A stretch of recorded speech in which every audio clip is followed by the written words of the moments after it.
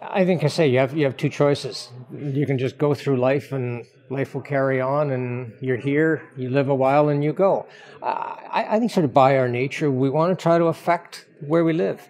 And maybe it's very simple, but you always want to leave a place better than you found it. And so how do you do that? Well, you get engaged, you participate, and you try in your own way with others to kind of make a place better. So in one way, I don't think it's more complicated than that. You always want to improve, no matter what it is, the way you dress, the way you look, how you do in school, how you do in your job.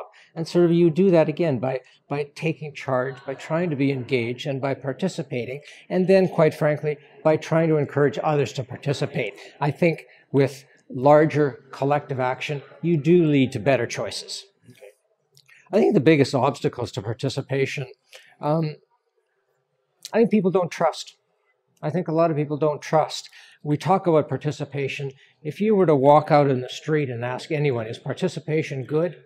Nobody would say no. Everybody would say wonderful. But then how do you do it?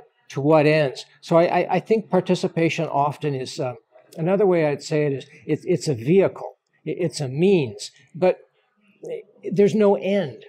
And so without a result, without an end, it's fake. It's just a nice word, a nice idea that everybody, buys into. But I think that obstacle is you have to use it. It's a means to an end. So it's got to get somewhere that's tangible. So I think when people don't see that, you get frustrated with the process, and that's the huge obstacle, lack of trust. Okay. The solutions around trying to encourage participation or overcoming it, and again, maybe this is very simple, but it's one by one. You're only as good as what you did yesterday.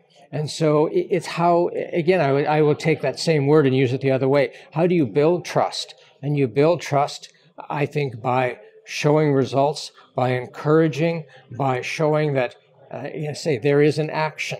And you can't kind of impose it. You can't just come in and say, here's a solution. If we all participate, the world will be a better place. I don't believe that. I think participation, again, we kind of got to show little results, and it helps and it moves things.